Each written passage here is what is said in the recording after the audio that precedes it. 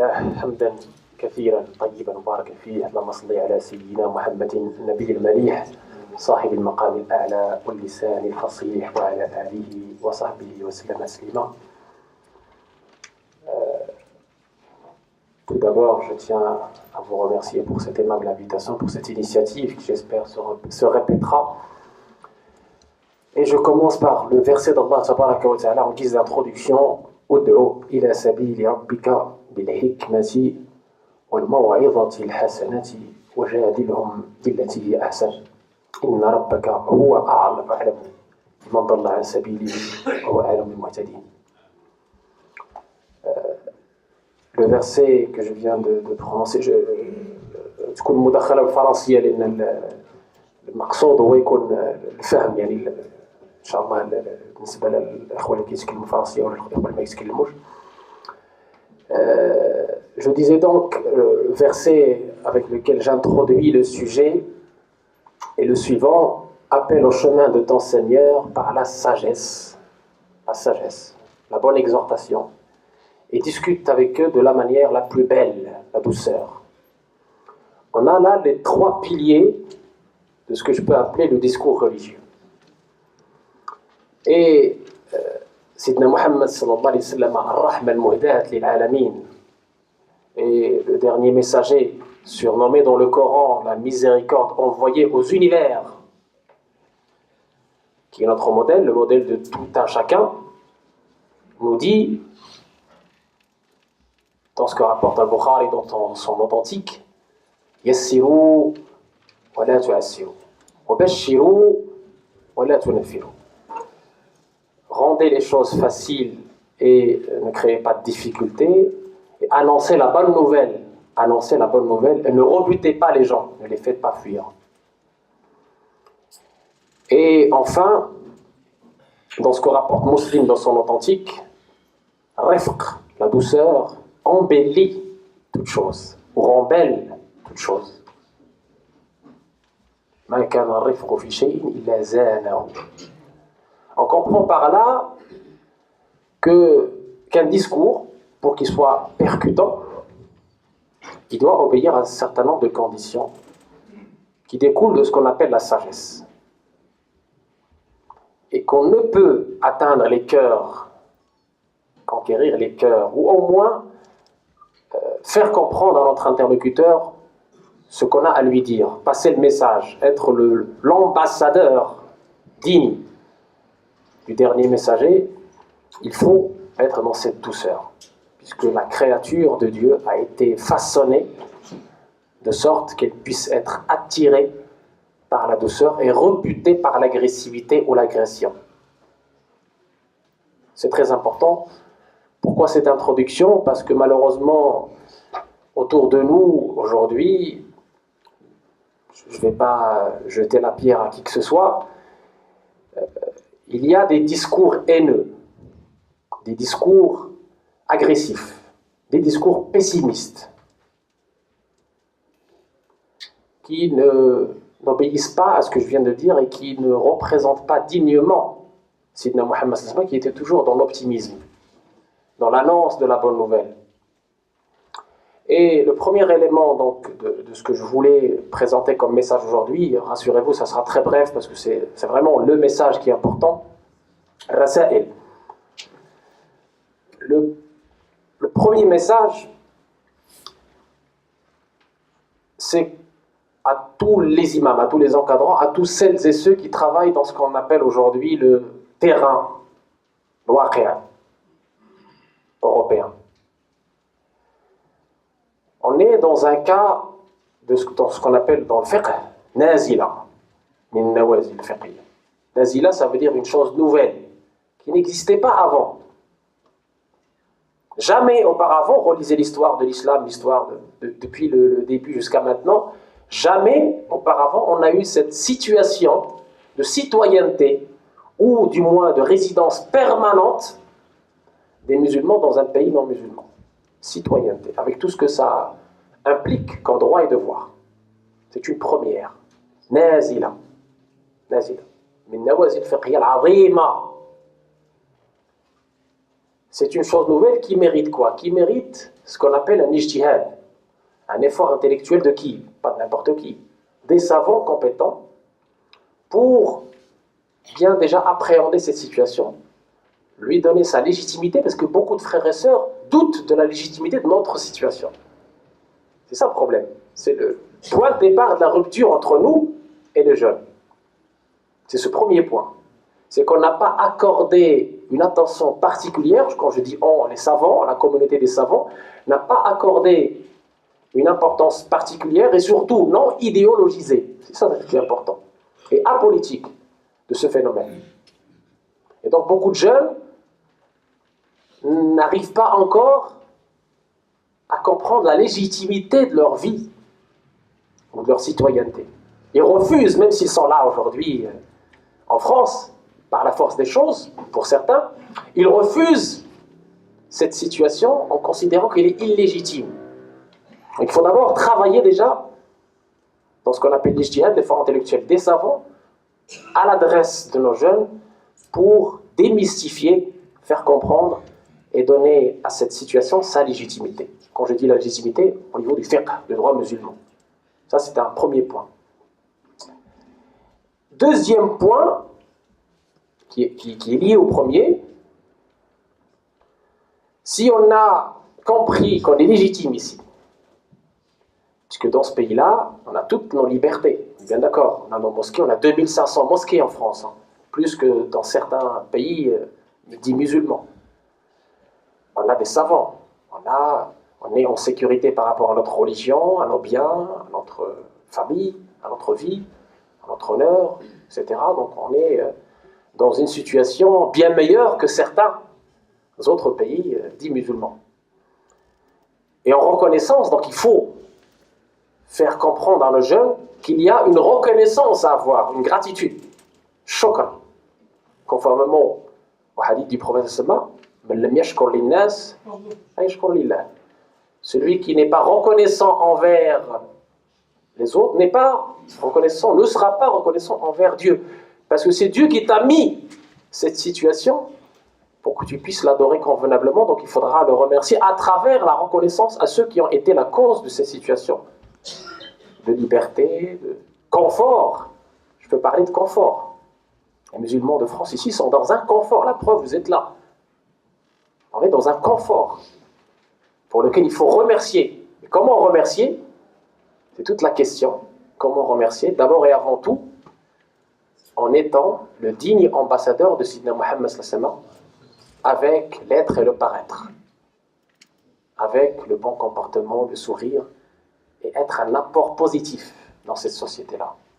Être dans l'excellence, l'itqan, qui a été ordonnée par Sidna Muhammad pour montrer notre religion sous son meilleur jour, non pas par la parole, mais par l'acte. Ça, c'est un point fondamental qu'il faut, un message qu'il faut passer à nos jeunes, d'abord et avant tout, cette reconnaissance par rapport à cette... Si on a travaillé sur la légitimité de notre présence ici, on doit travailler sur le discours de reconnaissance, qui est un discours optimiste.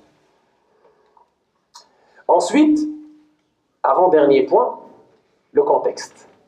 Ce qu'on appelle dans le droit l'orf. Et ce qu'on appelle par exemple dans le droit malikite l'amal fasi, l'amal tilimsani, l'amal ceci, etc. Aujourd'hui, je mets au défi de me trouver quelqu'un ici en France qui travaille sur l'orf, ou sur l'amal. C'est quoi l'amal? Vous savez, nos savants, pieux prédécesseurs, dans le vrai sens du terme pieux prédécesseur, salaf, salih, dans le vrai sens du salaf, pas dans le sens idéologique du salaf, le vrai salaf, il considérait le contexte, au point même qu'il refusait le mufti s'il n'était pas du pays. Pourquoi? Parce que le savant qui est du pays, il connaît la langue, il connaît les dialectes, il connaît les cultures, il connaît les spécificités de ce pays. Donc il peut donner ce qu'on appelle la fatwa, son avis juridique ou religieux, en connaissance de cause. C'est un avis éclairé qui concilie le texte et le contexte. Très important, parce qu'on a des textes qui sont dans le Nid Subut Dilala, c'est-à-dire beaucoup de textes qui ne sont pas immuables, qui sont interprétables par les savants, qu'on doit justement respecter ce contexte, l'orf. Nos savants pieux prédécesseurs, ils considéraient l'orf. Pourquoi? Parce que le prophète lui-même l'a considéré. Quand il est venu à Médine, il a trouvé par exemple salaf, au salam. Les gens le faisaient, mais sans préciser, sans le protéger par un délai.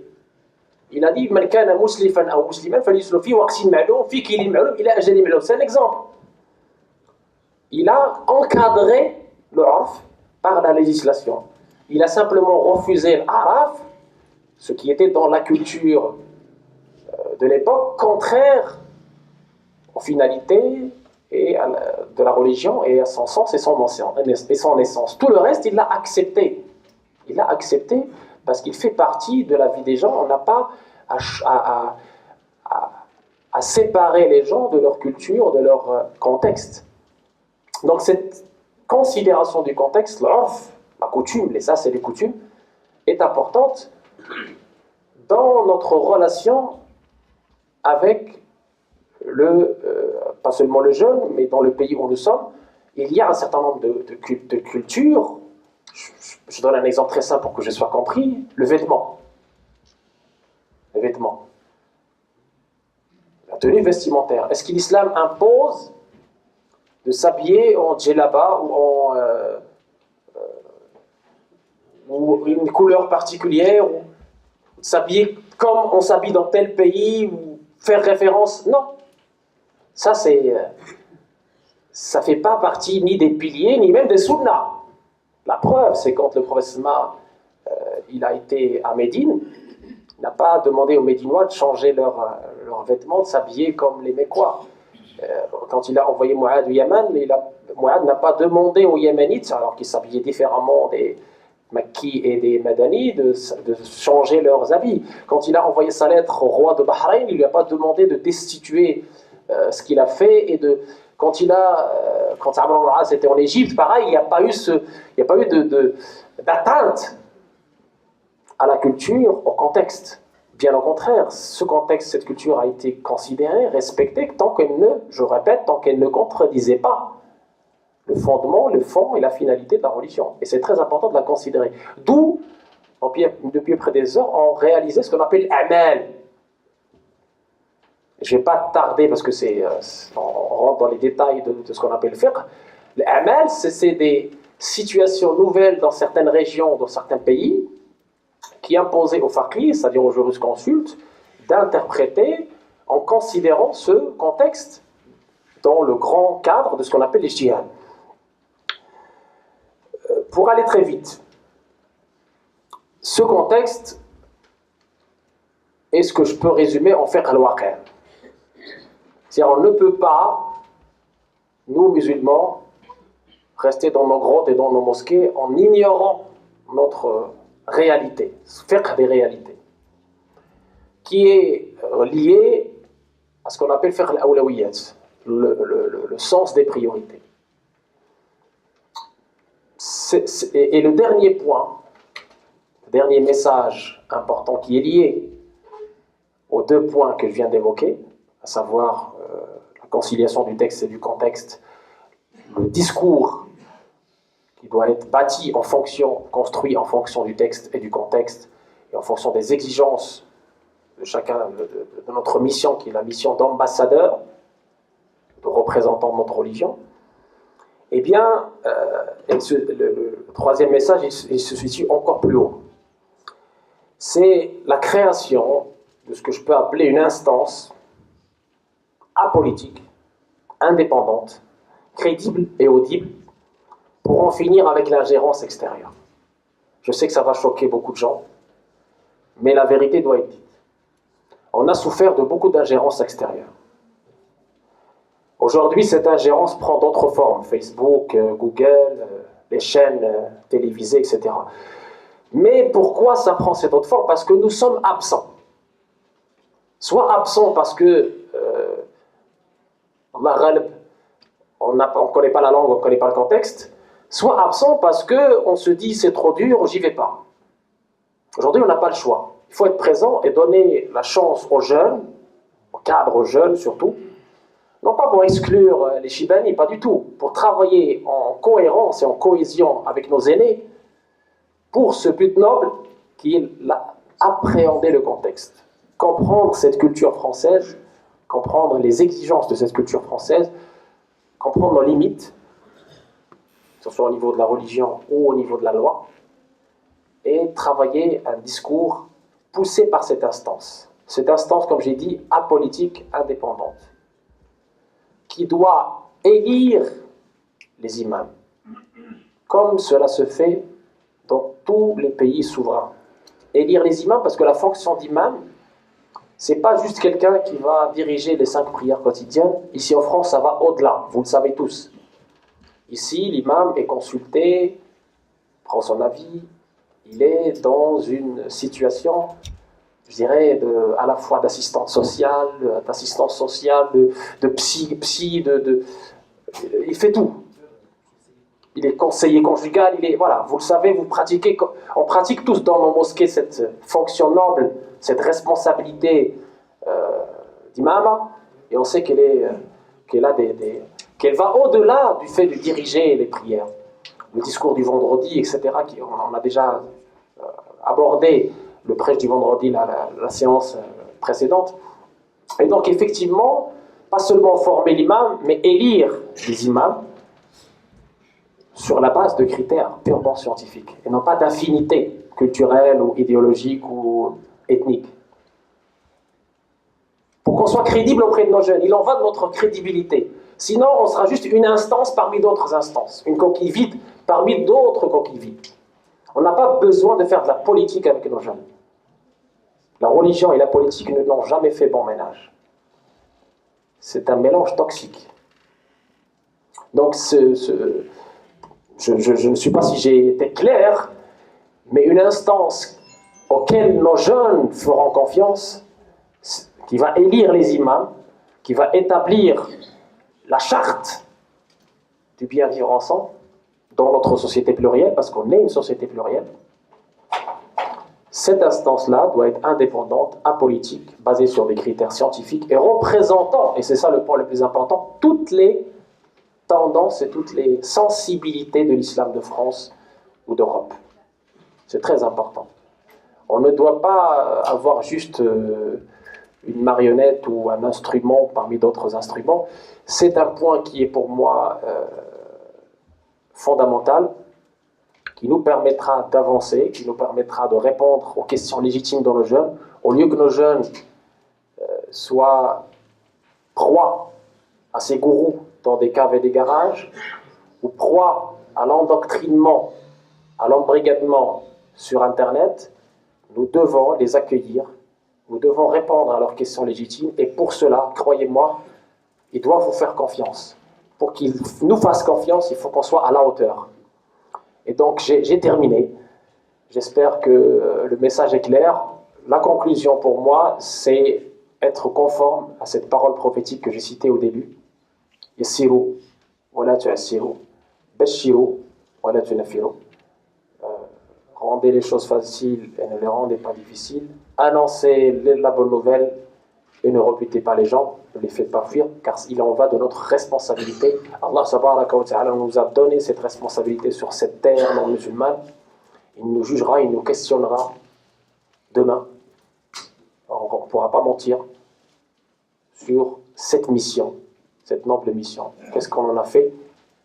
Et chacun de nous, individuellement, il répondra à son Seigneur comment il a accompli cette noble mission ici. Est-ce qu'il a été le digne représentant, le digne ambassadeur de Sidna Muhammad sallallahu alayhi wa sallam, ou est-ce qu'il a trahi? Est-ce qu'il a trahi son message? Dans le programme, nous avions annoncé enseigner la biographie du prophète Mohammed sallallahu alayhi wa sallam, et je pense qu'il a insisté sur des messages que devrait porter n'importe quel enseignement de la biographie, même si personnellement j'aurais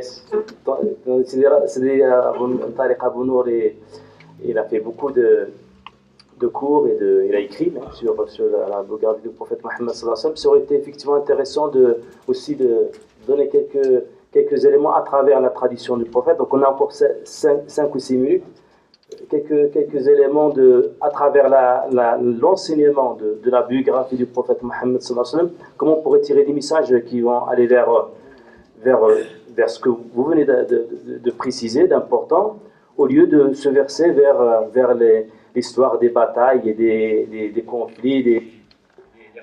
J'ai prévu de dire ça, j'avais deux messages de Sidna Mohammed sallallahu alayhi wa sallam, mais le temps effectivement était impitoyable.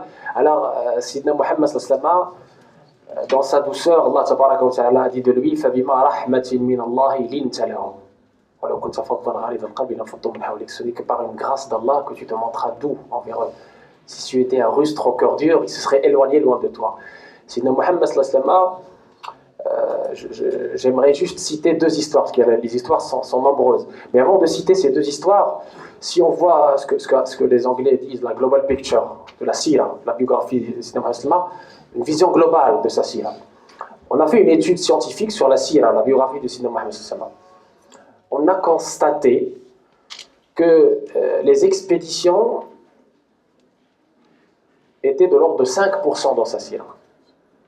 Et ce qu'a dit Mohammed al-Ghazawat, ce qu'on appelle le djihad défensif et le djihad prédictif, en tout et pour tout 7%, 5 plus 2. 7%.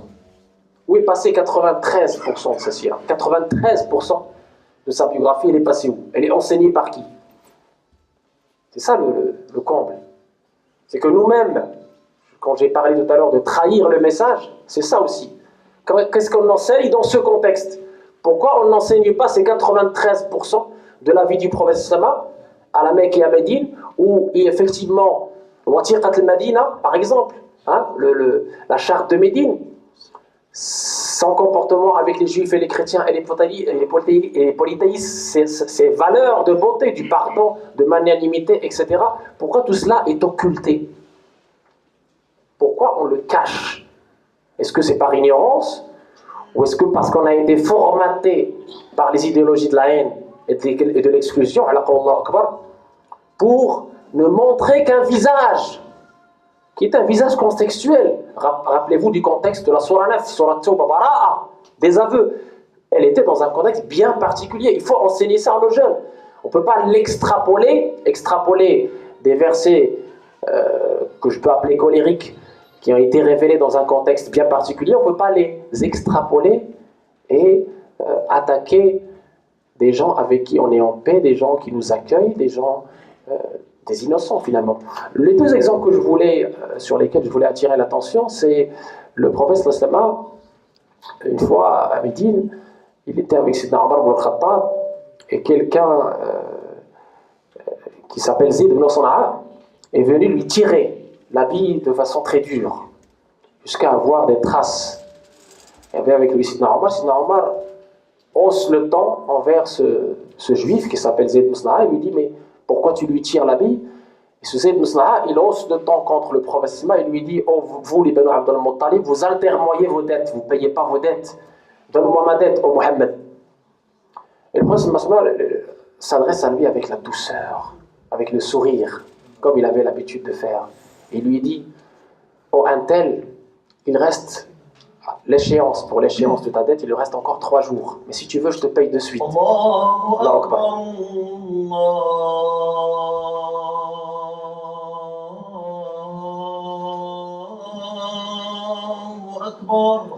L'intervention de la biographie, donc, on a été coupé par le temps peut-être. Sidi Tariq Abou Nour, il avait commencé à parler donc de l'organisation de l'enseignement de la biographie du prophète Mohammed sallallahu alayhi wa sallam de façon générale, mais c'est pas uniquement dans les mosquées, mais dans beaucoup d'institutions où la biographie a été malheureusement réduite aux simples expéditions, conflits que le prophète Mohammed sallallahu alayhi wa sallam avait subis tout au long de sa vie. Et cette partie de sa biographie ne représente qu'une partie infime, il avait parlé de 7%, alors qu'il y a 93% de sa biographie qui concerne tous les principes et les valeurs fondamentales, les messages fondamentaux que l'islam a fait propager par le biais du prophète Mohammed sallallahu alayhi wa sallam et de ses disciples.